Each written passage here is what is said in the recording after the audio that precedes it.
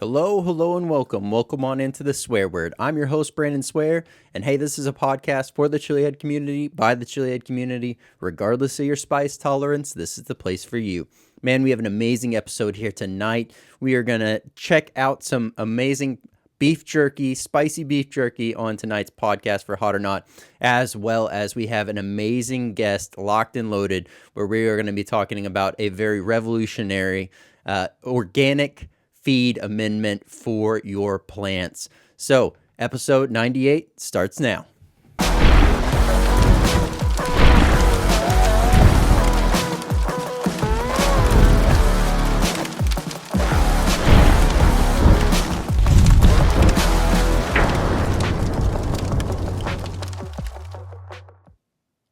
Welcome on in, Swear Nation. So glad to have everyone here, rocking and rolling, whether you're tuning in on YouTube, Spotify, Rumble, or Apple Podcast.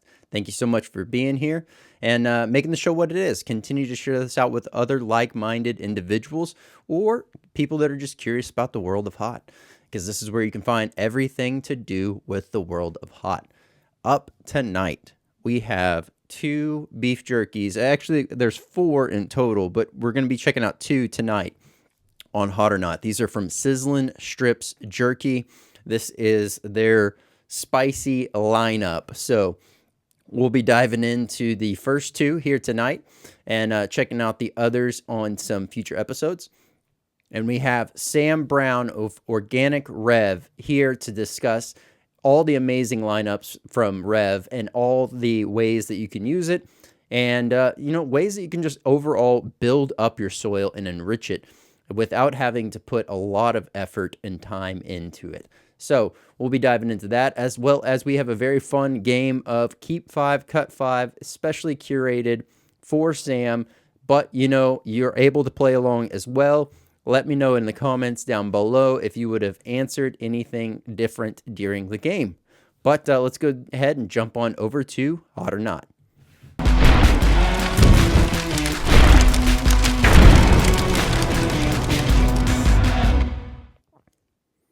Welcome on into Hot or Not.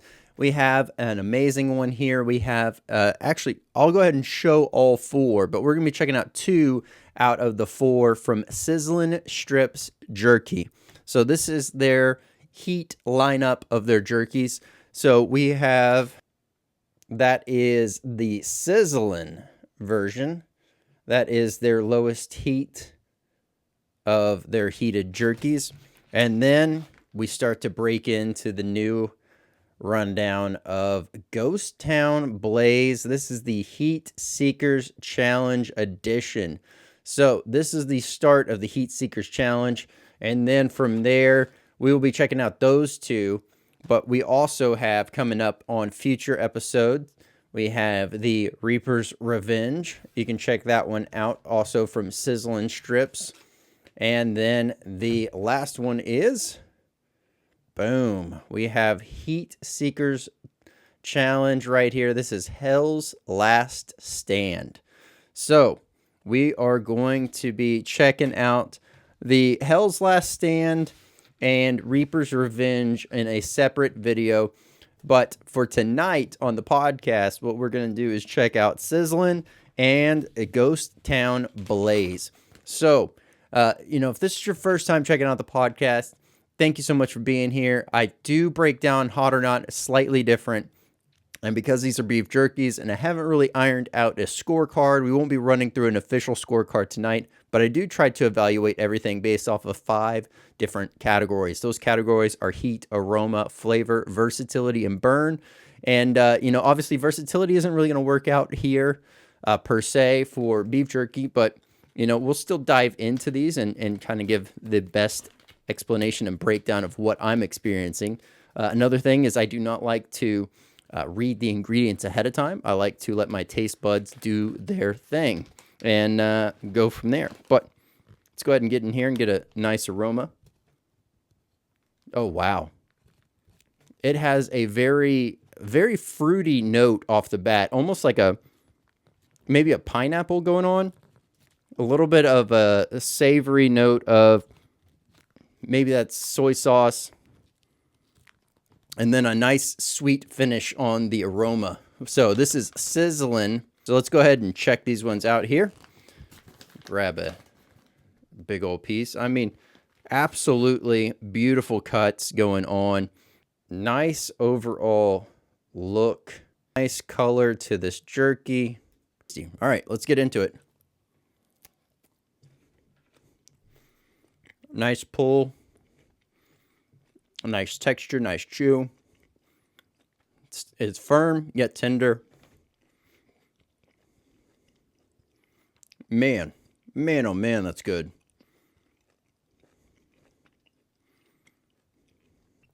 The way that the flavors are really playing is absolutely phenomenal. You get that great sweetness, that nice, as you're biting down, that nice firmness, but yet easy, gentle to tear. You're able to get the bite that you want. That sweetness comes through right off the bat. Then you're getting that savory depth, a little bit of a salty note, and then a great pepper body is just absolutely exploding on this one. This one kind of tastes a little bit more like, maybe that's cayenne. Hold on.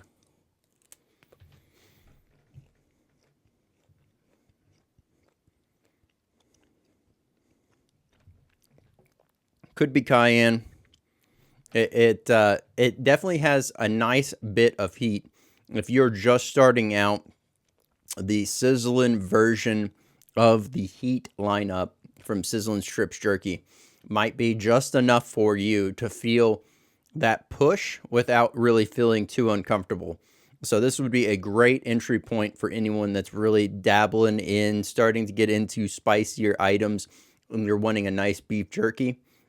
Man, Sizzlin is spot on. Sizzlin Jerky, you have absolutely nailed this. Sizzlin Strips, phenomenal job here. This is their Sizzlin beef brisket jerky. So, absolutely amazing stuff. We're going for some more. What I really like is it has the best of both worlds. You know, you have that diehard camp that's like, I need super wet, really tender, juicy jerky. And then you got the other side that like the really dry jerkies, that hard, they like that nice pull. They like the chew. It's almost as if it's like they like the aspect of it being kind of like a bubble gum replacement. It's the way that I've always thought of it. But you know, this is spot on, perfect for me.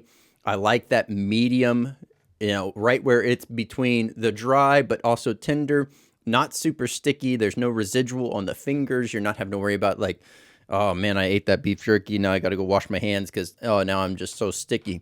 No, the way that this is marinated, the way this is done is phenomenal. Nice overall piece of jerky. So, man, I'm going to end up eating this bag of jerky before the night's even done. I will definitely be sharing this around with producer Jeff as well to see his take on it. But let's dive into some ingredients. Ingredients are beef, teriyaki sauce, and then it says wine, and then, let's see, sugar, water, vinegar, salt, onion powder, spice extractives, garlic powder, brown sugar, pineapple juice, Worcestershire sauce, and then lemon juice, granulated garlic, ground pepper, ginger, salt, cayenne pepper, and red pepper flakes. So there were some, you know, obviously some more breakdowns as far as the inner ingredients within Worcestershire sauce, etc. But keeping it just on the high level, that was the overall ingredient breakdown. Phenomenal job here with this jerky. Absolutely amazing. Easily one of the best jerkies that I've had in quite some time. So kudos there. That is Sizzlin. If you're just starting out, like I said, this is going to be the right amount of heat for you to kind of get going, get comfortable. You can eat this in moderation, find out where you're comfortable at, eat more, take a break between, whatever you need. If you are, you know, constantly working on your own personal best, you are, you know, pushing yourself at all times, and this is a phenomenal snack It's definitely got some noticeable zip and pop. It's going to be way hotter than anything you would just pick up off the shelves at your local grocery store, gas station, etc. And tons more flavor. Absolutely not even in the same league as the stuff that you would just grab off the shelves at the gas station or store. So definitely check that one out if that is something you are interested in. If you're, once again, working on your own personal best, I think this is where we're going to be starting to have that conversation of phenomenal entry point into this. This is the Ghost Town Blaze Sizzlin Strips Heat Seekers Challenge Beef Brisket Jerky. So, get that one opened up. Now, I think the only one that is quote-unquote a challenge is the Hell's Last Stand, is why you see it in a smaller bag here. So, once again, that will be for a different day's review. Let's go ahead and open this one up. Get a good aroma. Oh, man, I can already smell it. Phenomenal. What's interesting... Here, I'm going to open up this one, too, just to smell the difference. Because it smells very similar, but... Wow, that's wild. The Ghost Town Blaze, I actually smell the pineapple much more noticeable on that one, but you're also getting that great ghost pepper body from the aroma.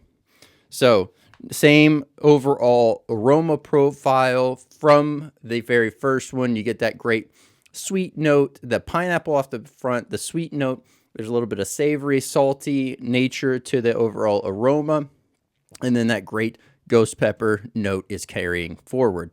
So looking forward to diving into this one, and let's get it.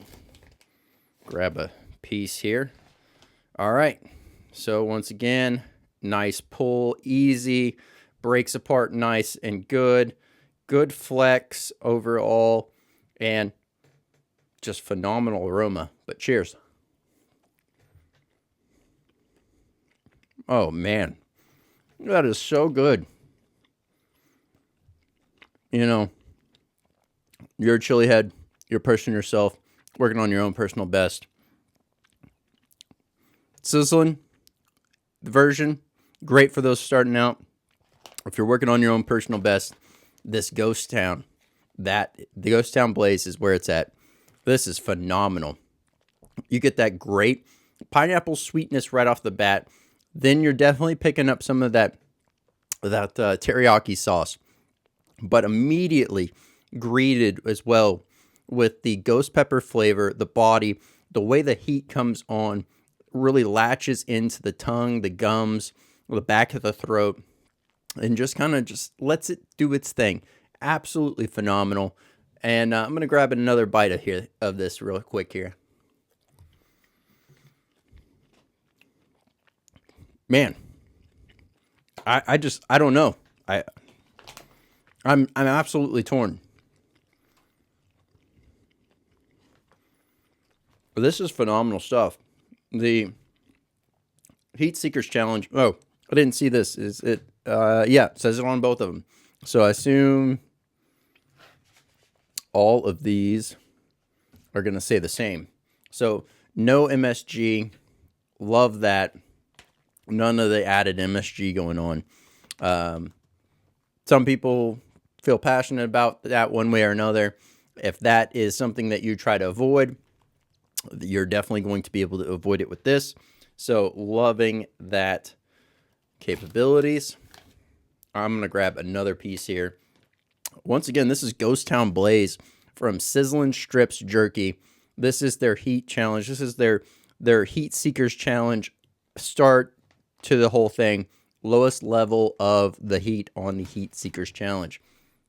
I mean, you can see a nice coating of the overall marinade on here. You're getting some slight flakes of what look like the pepper powder maybe, but all in all, beautiful hold, great, tensile strength, easy to rip at the same time, nice, juicy, but yet tender while keeping it dry. Nothing on the fingers. It's not something that's going to leave you with that sticky, sappy, nasty. I'm not a fan of the overly wet jerkies. And this is that perfect balance there. So whatever y'all are doing over there at Sizzlin Strips Jerky, you're doing it right. Man, so good.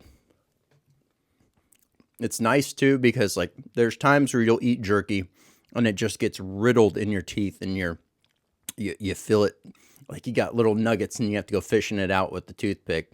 There's not any of that issue here. I'm able to chew it all very nicely, able to break it down, get all that great flavor, explosion of flavor and heat in the mouth. And then from there, it just, simply fades back without leaving any kind of remnants of jerky stuck in the teeth. So absolutely enjoying this. If you're just starting out, maybe you could push yourself, but I couldn't see yourself really getting through a full bag of the Ghost Town Blaze. Not right away. But if you are working on your own personal best, if you have started that journey, this is easily one that you could pick up, enjoy. I mean, spicy treat for when you're at work, spicy treat whenever you're relaxing at home watching a movie. Instead of grabbing that popcorn, grab for some amazing jerky from Sizzlin Strips Jerky. Now, on the back side of this, before I get into the ingredients, it says heat level. So I'm curious now what the difference is. All right. So the Ghost Pepper, Ghost Town, is going to be a 3 out of, I guess this is maybe out of 5. Yep. Out of a 5 scale, there's a 3 flames on this one, as to where the Reaper has a 4 flame. And then here, the Hell's Last Stand has 5 flames. But so it has a spice rating on here that is, reflective of what the pepper is involved in this jerky, more so than, say, the jerky itself. But nonetheless, amazing body, amazing heat, amazing flavor. Some of the best jerky that I have had in quite some time. Sizzlin Strips Jerky right here. If you're looking for spicy stuff and you're a beef jerky lover, this is going to be it. Check this one out. I'll have the links for both of these down below. But let's do this. Let's go ahead and jump on over to the interview.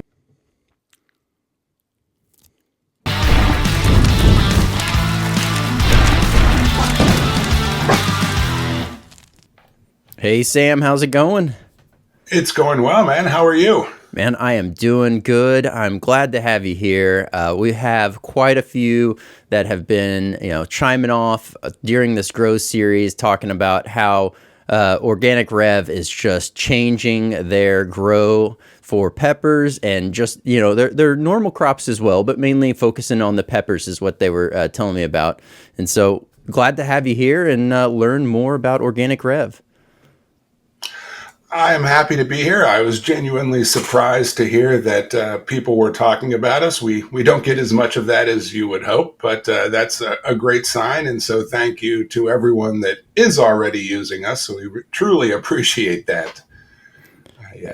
I think a lot of people see us as a much larger brand than we are. And that's fine. But the reality is, we're 2 guys with maxed out credit cards and disappointed wives. That pretty much sums up the state of the business.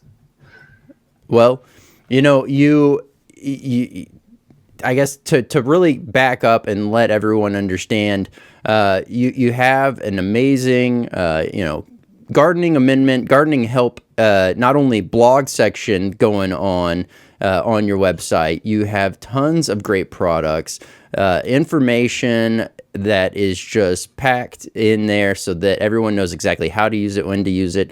I mean, just a wealth of knowledge. What got you interested into, gardening, first of all, and I guess second of all, what made you decide to step into going into business for yourself in that nature?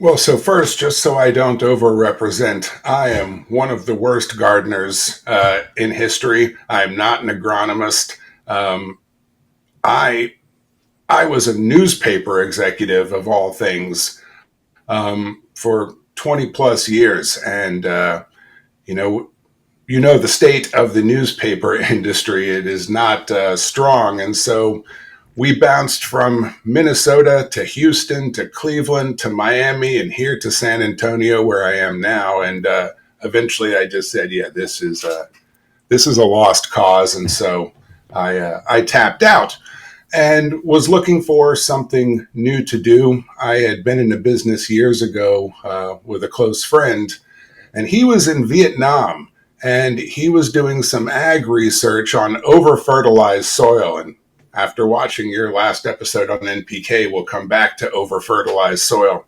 But he said, "Hey, he's like, I have this product that was just sucking all of these heavy metals and excess nitrogen out of the soil." He's like, "It's a great product, and no one's ever heard of it." And it was made by a family company up in northern Minnesota, and they focus primarily on pro turf golf courses. That's their thing. That's what they do. So we went and talked to them and said, I think there's a larger use for this product in the general gardening, circuit target market. And they said, yeah. So we became distributors, and we loved it. And going back to my claims of being a bad gardener, suddenly I could grow peppers, tomatoes, my wife's flower gardens, everything worked. And so I said, we can definitely sell this. And so we made a deal. This is the original Rev. We made a deal with their base product. We would take over all their consumer marketing, all their general garden marketing. And we did that. Since then, we've become full partners. We do product development and have created a number of offshoots for that brand and built it into the Rev that people are currently aware of. But and we'll get into this in a little bit. But then we started looking at Rev. Just so everyone knows, Rev is an organic liquid growth stimulant. It's concentrated. You mix 1 ounce in a gallon of water. You water whatever you're growing, and that can be your lawn, your peppers. It can be your shrubs, trees, bushes, flowers. It does not matter. We are plant agnostic, and you will see healthier growth, faster growth, easier growth. But it's not an NPK. It has 0 NPK, so it's not a nitrogen source. The good news about that is that you cannot overload it. You can't overdo it. You can't burn your plant. But it's also not adding any additional nutrition into the soil. And so we started looking around in the last 2 years and said, what can we add to this lineup that would cover all bases so that people could get a complete, holistic, organic solution to their growing that was affordable, that was easy. And so we've added AMP microalgae, which was a super cool technology that we found. That company was actually producing high-end tropical fish food. But the same microalgae that was being grown for fish is incredibly effective at spurring fast, robust root growth. And so we tinkered with that until we got the same dilution rate, 1 ounce per gallon as Rev, rolled that out. And then we found another small bunch of tech entrepreneurs that had found a way to take food waste, which is a much bigger problem than I had realized. Take food waste, grocery store food that is unsold and starting to go past the expiration date. We take that. We use about a 2-hour process that mimics human digestion. It's an enzymatic hydrolysis system. And it takes all that food waste, breaks it down into its core molecular base particles, and then reforms it as an organic plant food. Man. So that's the source of NPK. All use the same dilution rate. All can be used alone or in tandem. But in the end, we've developed this Rev growing protocol, which works great on peppers, but it works on literally anything. And so I've gone from newspaper guy to plant guy very, very quickly. Very nice. Now, something that stood out to me, and it's a phenomenal thing to hear, always talking about ways that can really cut down. Because, all right, I guess let me back up on that as well. But, as human nature is, we are, not nice as a general society to Earth in what we're doing and how we're using it and abusing it. And to be able to, as you're saying, take something that otherwise would have probably just ended up in a landfill, and taking that and being able to repurpose it, put it back to life, put it back in the earth, and have that continue to, build up instead of tear down is absolutely amazing. And it sounds like you all have taken quite a few different steps in the overall understanding and the breakdown and the process to this. I guess where did the inspiration really kind of derive on that aspect? Yeah, to your point, I think almost everyone, is an environmentalist in so much as we value clean water, clean air, and healthy soil. I think that's natural, and it cuts across all of these political divides. I think that the current environmentalist movement that we are embroiled in today has been co-opted by all sides for all different purposes. And it has people riled up about things that they really can't control. When you're growing peppers in your backyard, there's not much you can do about industrial waste being dumped into rivers or climate change or, weather modification. That's all, worrying about that will drive you mad. But you can worry about your garden, your soil, your community's soil, whether nitrogen is leaching into the stream by your house because you're overdoing it in your garden. There are things that you can do. And if you can do that while at the same time being sustainable, taking food out of the landfill, and food, I've learned this, landfill food waste is actually the largest producer of greenhouse gases globally. It surpasses everything else. So if we could all not throw our leftovers into the trash and plant a tree, people that are worried about CO2 levels, that's your solution right there. But if you can grow sustainably, you are going to make a difference environmentally. But more importantly, and I think this is the point that we should really focus on, if you focus on natural, holistic growing methods, and so what I mean is healthy soil, healthy living soil, then your plants are going to be healthier. Everything is going to grow better. You're going to have hotter, spicier peppers. You are going to have better flavor in any fruits that you grow. You're going to have plants that are pest resistant to both, fungal challenges and diseases under the soil, but as well as, aphids and spider mites and everything that attacks above the soil. Doesn't matter if you grow in pots or in raised beds. Doesn't matter inside, outside. If you start with your soil and you keep it natural and you let nature do what nature has been doing for eternity, and stop trying to mess with it so much and improve upon it, you will find that the natural systems work best. Absolutely. And so when we looked at this, just to add to that, when we looked at this, to make a difference and to help people grow better plants, you have to find a way. We could all go and make banana compost. We can all go and boil down compost teas. And, there's a million ways you can do that, but it's labor intensive. And most people in suburban backyards and basements and cities don't want to, don't know how to, and don't have the time to. And so our goal was to, how can we do all of that, make it easy, foolproof, relatively inexpensive. And if we can do that, we can commoditize a much healthier way of growing. And so that's what we've done. Two guys, starting in a garage, we have honestly made a fair difference. And as we grow, we really hope we can, make that a thing that is just top of mind for everyone. Yeah, no, absolutely. And it's always those, those stories of starting out in a garage that catapult into to the bigger scheme of things, and they turn out to be those very impactful businesses.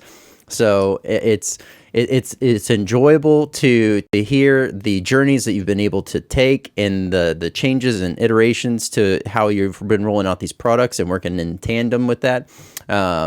Now, something that you had mentioned early on was like the removing essentially of these metals, and then also wanted to touch on the pesticide side of things, or like the natural ways of going about it, because oftentimes I guess really the pest issue is one that is commonly talked about, whether that's actual pests or that's some kind of bacteria or disease that is kind of attached to the plant. Everyone's kind of got a different outlook on it, but the general population still just rushes to chemicals, and then they just strip, hurt, and deplete not only their soil health, but then end up destroying their plants, potential at the least. 100%. Yeah. So again, everyone's focused on challenges above the ground, on the plant that you can see, but almost all of these problems start below the soil at the root level, and generally because of poor soil quality. And so if you think of soil as not dirt, but as a vibrant living organism, inside that soil, the microbial life, the beneficial bacteria, the fungi, they are working to protect the root. They are working to make sure that the root has access to enough nutrition, that it is able to break down and utilize that nutrition. And that's your nitrogen and your phosphorus and your potassium, but it's also micronutrients, calcium, all of those, micronutrients and heavy metals sometimes. It all has to be in balance. And if you're in balance and you have the right bacteria working in your soil, you're going to have a healthy plant. But you have to have that. Otherwise, the not so beneficial bacteria or fungi that cause these rots and disease overpower your beneficial bacteria, and your plant suffers on the top. I guess I hadn't realized this until much later in life, that pests attack weak plants. And it's part of the circle of life. Nature has to get rid of sick plants, and there's a system to make that happen. As we tinker with the soil and we tinker with plants, we tend to make plants less healthy than they should be. And as a result, we have pest challenges, bug challenges, nematoids, the fungus that affect our plants. And so then we try to counter that with pesticides to kill those creatures. And what we do is wipe out the entire microbiome of the soil. And then your plant is left completely defenseless. And we've turned that into such an institution that we accept that as just the way it is, and that's how plants are. And that's just not true. And so take Rev, for example. Rev is created by organic material left behind, believe it or not, by a glacial lake, Lake Agassiz, that used to cover parts of southern Canada, but all of northern Minnesota and North Dakota. It had access to the Atlantic through the Hudson Valley. It was a big lake. That froze tens of thousands of years ago. A glacier sat on it and compacted all that organic. In our case, the reeds and sedges along the shoreline there got compacted under ice. But because they had attached to the ocean at one point, there was this rich microbial life, ocean microbial life, that is, in that water that got frozen, compacted.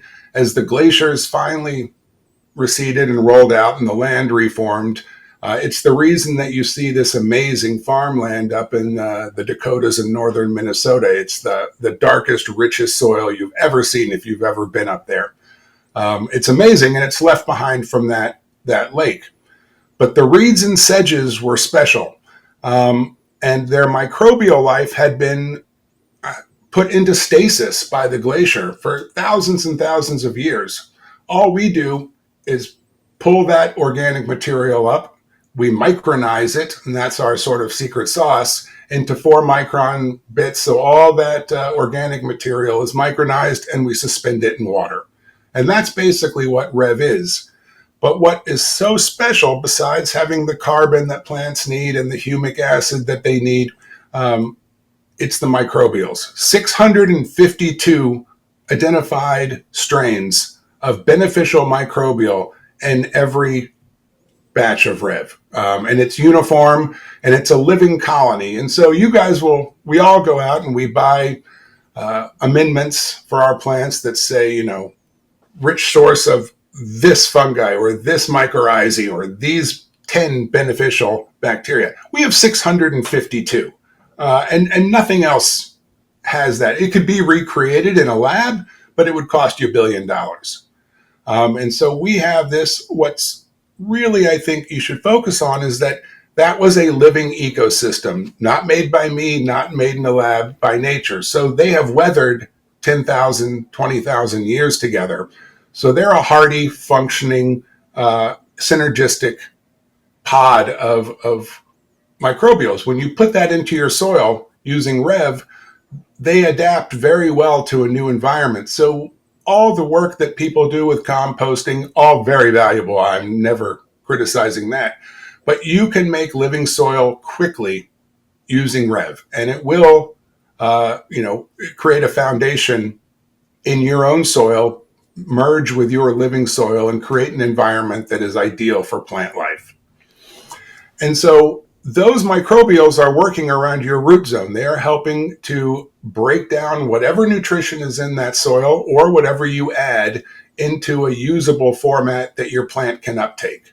They are also protecting your plant. They are overwhelming and balancing out those less beneficial microbial life that might be in your soil, and that is keeping your plant healthy on the top.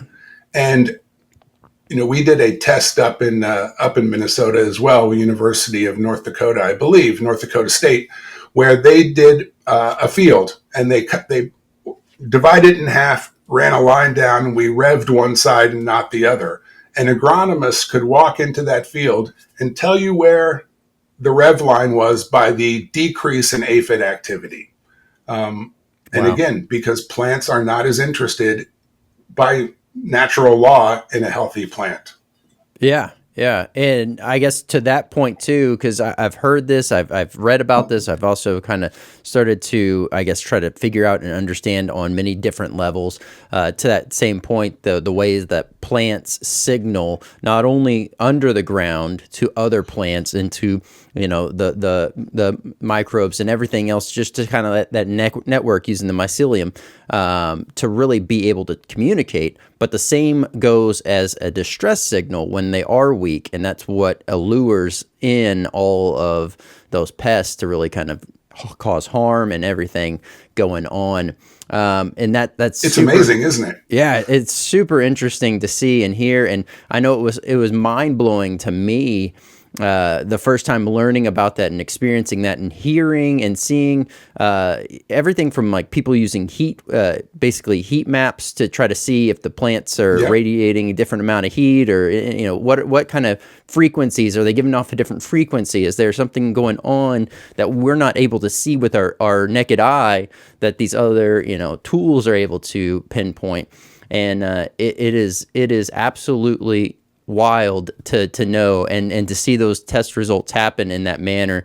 I know oftentimes I've seen the comparison of like this field, as you're saying, it's like split. It's two different owners. Yep. This field over here is an all organic farmer. And this farm right over here, they're using some synthetics, but they also might be using some organics. And it's just night and day different. Absolutely night and day different. It's a night and day difference. I think it's miraculous. I mean, I think if you happen to be on a spiritual journey of some sort and you need proof of miracles still happening, everything about the growing process is miraculous when you dig down deep enough.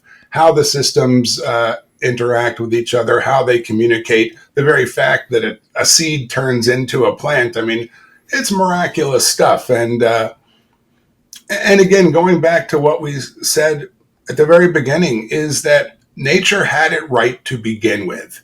And the reason that we need all of these other fertilizers and amendments and herbicides and pesticides is because we've messed with nature. And now we try to sort of correct what we've done on top of it. Going back to last episode on the NPK amendments, which was all really great advice. It really was. But what if you didn't have to do any of that? What if you used a quality, nutrient-rich organic soil to begin with, and some of that involves, adding the bone meals and the potassium. Make sure that you have a nice, balanced, not overpowering soil mix to start, and then you don't have to add anything else. If you add Rev to that, you are going to add the microbial life and the available carbon that the plants need to grow properly. But when you dump fertilizer onto average soil, you're force feeding a plant junk food that it doesn't necessarily need. So either it takes up what it can and you get a lush plant, but it'll be leggy. You don't get that stalk that you want. You don't get the foundational mass that makes for a healthy plant. And then everything else leaches out into your yard, into your streams. It just can't be used. And you don't have the microbial population there to store that, to break it down. And when I was listening to your talk on the NPK amendments, again, it was good advice, but if you have the right soil health, they will break that stuff down. They will hold it. And that's the key. They will hold it until the plant needs it.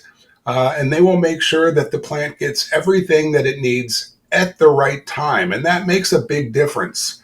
And when we're just out there willy-nilly pouring in amendments, it's yellowing, add this, it's not fruiting yet, add this. All we're doing, you will get some results, but they're short-term results, and you're killing the actual soil life that you need long-term. And it's a hard way to grow more than anything else. When you were trying to analyze how a plant is sick every day and a little of this, there's the joy of being a mad scientist, but there's an easier way to do it, man. Yeah. Again, let nature do its thing. Focus on the soil and the plant will grow appropriately. And things like capsaicin, heat, and flavor. When there's a healthy plant that doesn't have to focus on challenges all the time, then instead that energy is focused on fruit, and the growth of what it wants to reproduce. And so you get more sugars pulled up. All those micronutrients that are in the right balance, the calcium and the potassium, that all goes up and creates more flavor. It'll create more heat, depending on what you're trying to do. I know, if I'm not mistaken, a lot of people think that heat is a stress result, and that you can strategically stress a plant into producing a hotter product. And that is also true. But also, there are ways, and I think in our blog we just wrote about some of them, but we're going to write more. There are ways to use the natural enzymes and hormones that a plant creates when it's healthy and manipulate those so that it strengthens those stress mechanisms and creates the same type of heat without damaging the plant. And so again, healthy soil is going to give you everything you want out of your plant, and it's going to be a lot easier. Focus on watering it. Yeah. And for everyone that's listening and watching right now, the way that we're talking about as well, these blogs, I will have those directly linked down below, so you can pull these up and check them out after the show and really dive in, because there is a wealth of knowledge here. So thank you so much for these amazing breakdowns, and definitely looking forward to the future ones that roll out. Sure. So, some things that stood out that I wanted to, I guess, more or less talk on real quick is, I guess, two parts. The first part being, ultimately, as you're saying, really being able to get the soil in a harmonious balance, get it everything it needs to where it is living, functioning, thriving in its own right, is going to help eliminate all that, because yes, those nutrients and those amendments and all these things you're going to be throwing in there on, say, the more common, mass shot out method, if you will, is going to definitely ratchet up in price and cost, and how much you're using it and how often you're using it, and the potential waste. Well, arguably waste for your money, not waste potentially for the soil. But like diving into all of that is one avenue. And then if you were to, I guess something else that you had mentioned when you were talking about the glaciers and the reeds, it brought into an idea in my mind of, do you know much about, like, if there is a distinct difference between, say, dried out or organic amendments, product, we'll put it that way, product at this point, unrefined, and then versus, say, something that's been, it was alive during the process at which you started to make a feed from? Is there a benefit? Is there a trade-off? Is there any kind of like real distinct difference between the benefit one way or another?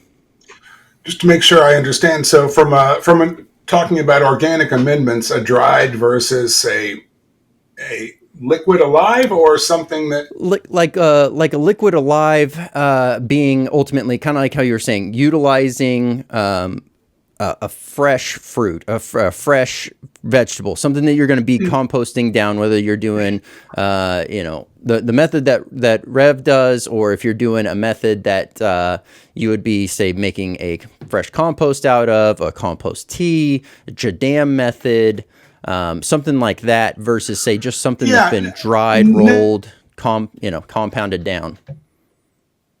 Yeah, not necessarily. I mean, I think that's a broad question that's kind of gets into a case-specific analysis.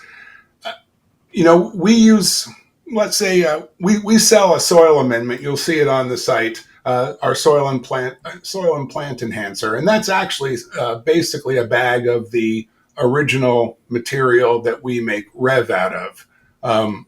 And that's a dried amendment. It's been underground for years. No one's really touched it. And yet it actually has more microbial life in it than the Rev. We lose some of those strains when we process and turn it into Rev.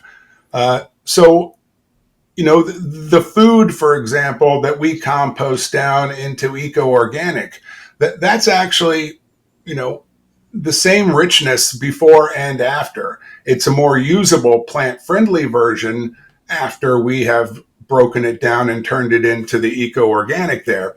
But you could use that food waste, compost it down yourself, and get the same results. It would just take a while. And so again, I think as long as whatever you're using either has the microbial life still alive, and that does not mean that it's moist. It can live very well in dry places, in dry environments, as long as you have those core things, or you are feeding something in there that's natural, that is designed to feed those microbials. I think you are going to be in really good shape. I don't think there's a huge advantage to one or the other. It depends on how you're using them in the soil. Okay. That definitely makes more sense then. Okay, now something that I've seen on your website and something that's always talked about, I even mentioned it last episode and a few others, really kind of talking about reversing damaged soil. As someone that is going to be coming in using a Rev product, first of all, which Rev product would you, or amendment would you direct them towards for bringing back to life a very tarnished, damaged soil? And then would you just go with the core line, the core product for, say, someone that's just already, they have some decent soil, some healthy soil, but it needs to be, fully brought back to life, if you will? Super easy question. If you're working with our brand, always start with Organic Rev, the liquid straight bottle of Organic Rev. That's the foundation to the entire system we do. But what you're going to get from that, if you have depleted soil, whether it's terrible, dry, hard, compacted, or it's pretty good, you're going to see a huge benefit if all you add is Rev. And just, when you're starting out, if you're preparing your beds, for example, in the early spring or coming out of winter, mix up a huge batch. And just so people know, because sometimes people see the bottle and it's $34 and they get sticker shock, it's always diluted at 1 ounce per gallon. So that's 34 gallons. If you have a couple of beds, that one bottle, you're good for the season. It goes a long way. But drench that soil.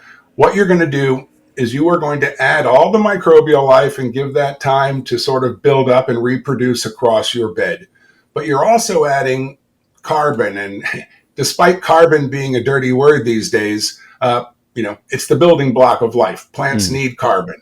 And so if you put in biochar or compost or you mulching, you're adding carbon. But what has to happen to that carbon is the bacteria in the soil has to break that down into a usable format. And by doing that, it's important to do that, but realize that you're pulling bacteria away from your roots to break down that carbon source. The great thing about Rev has been decayed for 10,000 plus years. And so that is fully decomposed. You don't pull away any microbial life to break that down further. It's plant available. So you want to have the balance there. You want to have some for future use, but you'll give a shot of bioavailable carbon right off the start. You also get humic and fulvic acid, which is really important for moderating root growth and nutrient uptake. There's a lot of humics out there. We're a little unique in that we're a naturally occurring humic. Almost all the store bought humic acids are chemically extracted from soft coals. And so that works, but you're adding, again, a non-natural layer of processing in there. And we do find that even though Rev is only about 2% humic, which is low, that naturally occurring humic, if you put it head to head with any of your other heavy concentrations of chemically extracted humics, you find better results with the natural. So carbon, that microbial life. What that does, brings life to the soil, gives food to both the plant and the life in the soil, allows for much better nutrient uptake. Again, your soil probably has a lot of what your plant needs just to start with. It's just making that accessible. It does that. It also improves water retention. It breaks up compacted soil, again, all through microbial life and enzymes. So you will loosen that soil. It starts to produce natural hormones and enzymes that will aid in stress reduction. So freeze stress, heat stress here in Texas, it's a big one. You're going to allow the plant to start to buffer against all of that naturally using its innate defense mechanisms. We tend to weaken everything so much that the plants don't have much of a defense mechanism. But Rev adds that all, and you can go into excruciating detail on the website into all of that. But you add an awful lot just with Rev. If I were to give you very biased advice, because they're my products, on top of that, we have AMP, the microalgae. That really has, again, enzymes and hormones you can read in detail, but that generate fast and really healthy root growth. It improves chlorophyll, so it aids in photosynthesis, amazing for germination, and really great for seedlings. You'll find your seedlings develop healthily, not leggy and stringy, but really get a base foundation very quickly. They get greener, their roots get deeper. And then I add AMP a little bit to mature plants, but I really focus on early season growth with that. And then our fertilizer, which is eco-organic, the one made from food waste, that's only a 3-2-1. It's a very gentle fertilizer. But again, when your plant has access to everything that's in it, you don't need the heavy levels that we tend to put on there because it's not going to waste anything. It's also the nitrogen in eco-organic is mostly in amino acid form. It is not a heavy burn product. It's very gentle. Its uptake is very natural, and it's low sodium. And I think a lot of people don't realize there's heavy salt content in synthetic fertilizers, and that again degrades microbial life, and it's not great for the plant. So those three alone, under almost any circumstance, are going to give you more than you need for any plant. I will point out, though, that we realize people don't just use our products. All of our products, Rev in particular, are designed to play nice with anything else that you use. So if you have a plant food that you love, you're not going to overdo it with Rev. If you have an herbicide, a pesticide, God forbid, that you love, Rev is going to help the plant recover more quickly from the shock of that chemical intervention. But there is nothing that you can add that would have a poor reaction with Rev. And because Rev has no nitrogen, you're not going to burn. The only thing I would suggest if you're using your own fertilizer is start at about 50% of what you would normally use, because the Rev is going to make the uptake so much easier for the plant that you will not need as much. And on a mass ag scale, we find that the cost of adding Rev is almost always eradicated by the reduction in synthetic fertilizer that's needed. So that's what I would do. Again, I'm very biased. Yeah, no. I mean, that's the whole point, is really getting to better understand Rev and all the different products and features and ways that you can use them and how they can benefit and play off one another. But yeah, to the point, it's human nature to always want to be curious and try new things, and to continue to understand, okay, well, this thing just didn't work out for me. This one's works out great. Yeah. Let's continue that. But yes, to that same point as well, what you had mentioned before, the extreme heats in Texas here, being able to keep your soil healthy enough that it's able to retain that moisture instead of really cracking out, drying out, and becoming this hard, unbreakable substance, if you will. Yep. It is an extreme battle. And so to hear that Rev is able to help with that, that is huge. And then also you said it helps as well with the extreme cold side of things. I guess the shock factor there of, is it just the microbial life, or is it also help the plant kind of able to handle a little bit more from that? Both. I mean, they're intertwined. And so with both the heat and the freeze damage, again, you have deeper, healthier root growth. That's going to help on both. The water retention is a big help here in Texas.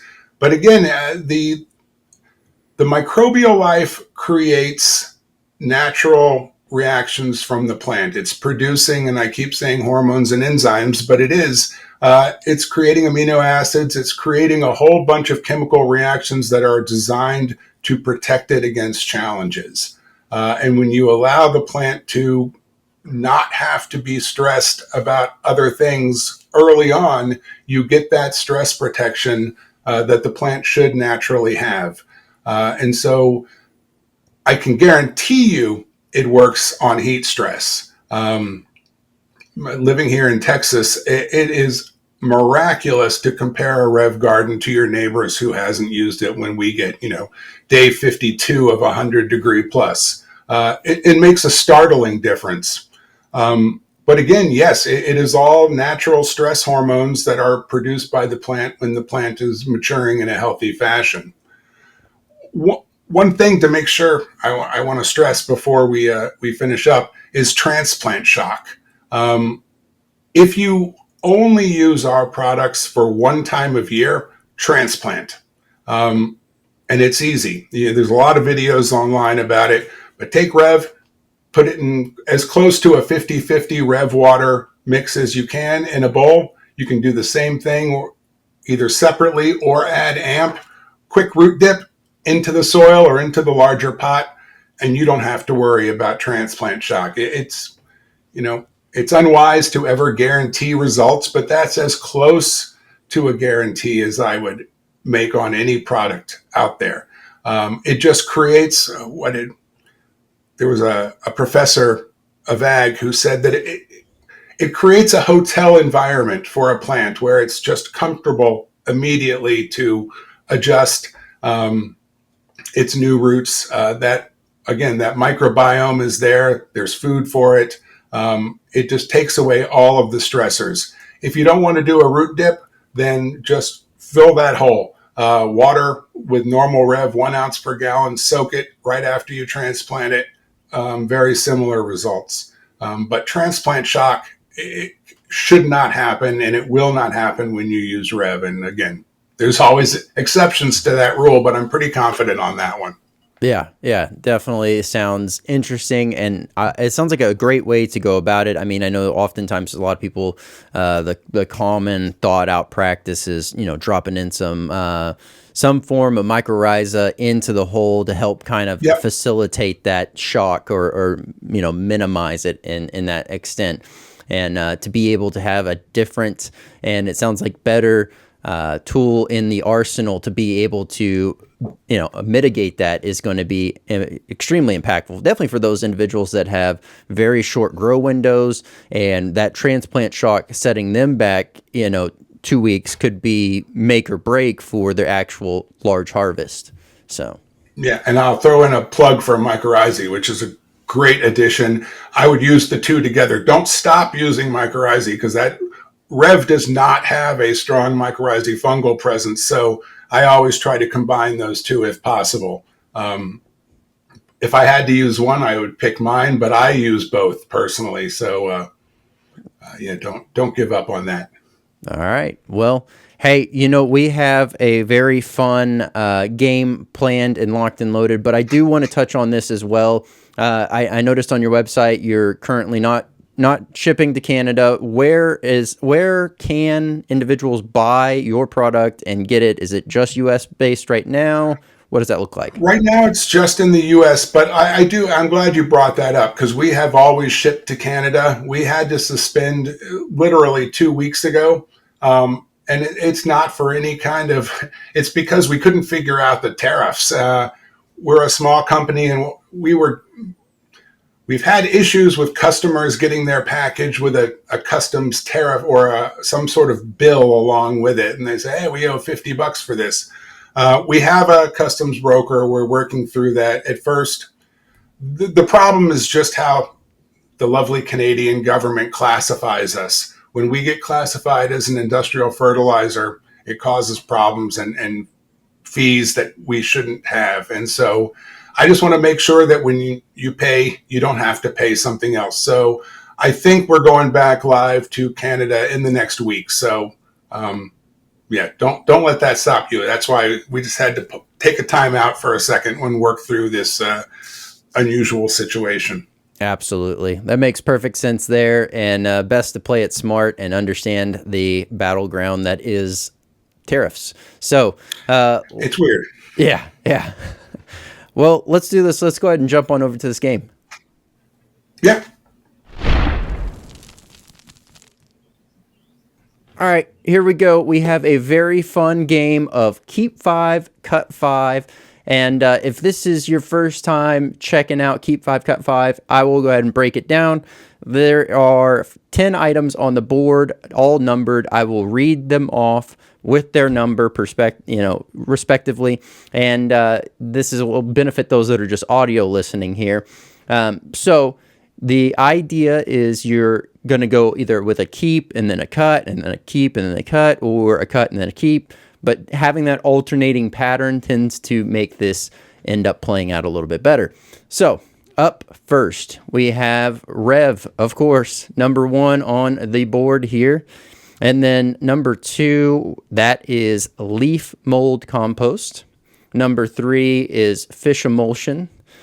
Tried to minimize the other brands in here. Obviously, the next one here is one that everyone is familiar with, and common initial grab is Miracle Grow. All-purpose food plant. That's what they always say. But I guess skip on to number 5. We have worm castings. So number 6 is compost teas. So this is just a blanket statement for compost tea. Number 7 is the ever so debated cow mag. And then number 8 is just regular compost. So what someone could do in their backyard. Number 9 would be Epsom salt. So adding salts. And then number 10 is coffee grounds. So there's quite a few different options here. And really the reasoning, justification on what you keep and what you don't keep, solely up to you. So however you want to slice it, we can go about it. But what would you like to do first, a keep or a cut? Well, I'm going to do a cut here, actually. And again, no offense to my rivals, but I'm cutting the Miracle Grow. And I'm cutting it only because it's a synthetic product. And you won't need it if you have these other items that you have up there. It's just wasted money. Yep, absolutely. Very well said. Okay, what would you like to keep? I'm keeping actually the worm castings. Big fan. Worms in your garden is a healthy garden, but also worm castings are a great form of plant nutrition. I'm a big fan. They're gentle. Yeah, they work great. I always try to use those. All right, I like it. I do too, and it's always an easy go-to for me in my mind. Yeah, I agree. I'm going to cut the Epsom salts here also. Again, only because if you're working the soil with these other products, it shouldn't be necessary. I'm not saying at all that it doesn't work. I'm just saying you're fixing a problem that you shouldn't have in the first place. Yep. What, I guess real quick on that, what is your thoughts, if you have any, on those individuals that live and die by like grabbing a giant heaping amount of Epsom salt and putting it in the plant hole of a tomato plant? Yeah, again, one, I'm not an expert on it, and I don't have a strong reaction against it. I guess, and I know it works. My thought, as I've tried to stress here, is if there's a way to avoid adding anything else to the soil, I try to avoid it. If you see results, I don't think that there's any massive harm that comes from CalMag or Epsom salts. Again, I've used them. My goal is to try to make a system where you don't need to add any of that stuff. And so it's not a hostile rejection. It's just I prefer to not have to add any of it. I like it. I definitely like it. All right. What are we keeping next? I'm keeping my own product for the fairly obvious reasons. And again, because you can cut out at least a few of these by adding that. Yep. Yeah,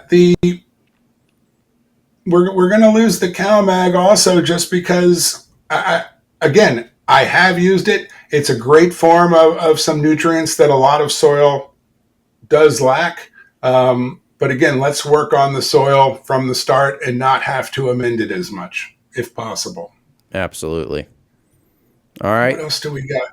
We got fish emulsion. We got leaf mold compost. We have compost tea, regular compost, and then coffee grounds. So I'm definitely keeping. I'm a big fan of compost in all its forms. And so let's keep the leaf mold compost. I like it. It adds some biology that is not always found in soil, and the long-term benefits of having compost. Compost is great if you have the microbial life to break it down without sacrificing what your roots need. And if you use the Rev, adding all that compost is going to be great. I'm going to kill the coffee grounds. Again, nothing negative to say about them. They're useful. They're not my first go-to soil amendment, even though they are effective. All right. So that's 4 out. So we have compost tea, we have regular compost, and fish emulsion left. Yeah, I'm going to keep the compost tea. There are people that say that it competitive with my products, but I don't see it. Compost tea, if you have the time and the patience to brew that up, God bless you. When done right, it's just a great, easy form of really solid plant nutrition. Keeping that. I'm torn on the fish emulsion. I'm probably going to pick that as my next out. I like fish emulsion if I have to use a source of nitrogen. And again, you think about how in nature soil gets its nutrition. It gets it from compost, decaying branches, leaves, twigs that are on the floor over time. It gets it from, rain and stagnant water sort of form compost teas over time. And it gets it from decaying fruits, vegetables, and animal life on the canopy floor, or the forest floor. So I don't mind fish compost or emulsions. I use them. But again, I'm going to try to keep that soil healthy without having to add a whole lot. So I'm going to cut the fish and then keep all the compost. Absolutely. The way that this ended up shaking out is actually the way that I had it already mapped in my mind. The only one I was on the fence with is basically it would be switching 8 and 10. And that's solely because of, and I haven't really tested it yet, but I have heard nothing but amazing things about top dressing using coffee grounds to really help mitigate pests of really coming back onto those plants. So, yeah, and you might. I'm not a coffee ground expert, and like a lot of this stuff, I have no strong reaction to it. It was a toss up on 8 and 10. I would agree with you. Yep. That was keep 5, cut 5. What did you think of it? I mean, I thought it was a great way to put a bow on our conversation there. So no, loved it. It was nice to have to think a little bit. Yeah. It's always a nice little break. Sometimes a palate cleanser, sometimes a little bit of a mental juggle of different things going on. But it's always a nice, fun way to kind of break things up. But loved it. From here, we have, I guess really the nugget of knowledge has been kind of your products. So I guess a quick breakdown. Obviously, they're going to be able to see your website of what you would use, but where would you tell someone just to jump in and get started with from a product line standpoint? Go to the website, start with Rev. 1 bottle of Organic Rev. You don't have to. In fact, I'll throw it out there. If you've never tried Rev and you're growing, we have a sample product on there, a 4-ounce sample bottle of Rev. All we charge is for the shipping, so $5, no other cost. That's going to get you 4 gallons of usable Rev. That is more than enough to test on a plant, even for most of a season. Again, 4 gallons. Should point out, because we haven't discussed it, that you dilute it 1 ounce per gallon, but you only have to use every 2 weeks. A little goes a long way. You can use the whole thing at once. It won't hurt anything, but you're throwing your $5 away. So if you want to try us and you want to minimize your investment there, $5 sample. You'll see it on the front page, free sample. Just use code TRYREV and we'll ship that out tomorrow. All right. Well, next thing on the list is the hot seat nomination. So this is someone that you think would make a great guest for the show. So I did give this some thought. And I point out that I don't play in gardening circles or pepper circles very heavily. I'll tell you this. We have learned an awful lot from one general gardening influencer. She has been our mentor and our tester through a lot of this. And so I like watching her whenever she can talk, but I would really like to see Jill McSheehy, who's the host of the Beginner Gardener podcast. She is a wealth of knowledge. And again, she's a big Rev fan, so I love her. But, from general gardening technique, she has been our go-to person. All right, Jill, I'll be reaching out and find a time that works best for you to have you on the show. Look forward to having you on. And hey, thank you again for that nomination. So, is there anything else you want to let those that are watching and listening know, where they can find you, how they can find you, or anything they have coming up here soon?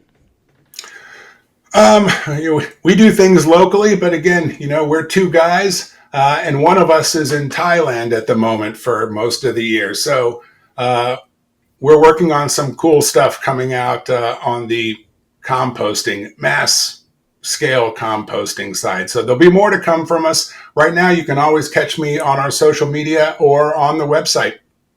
All right.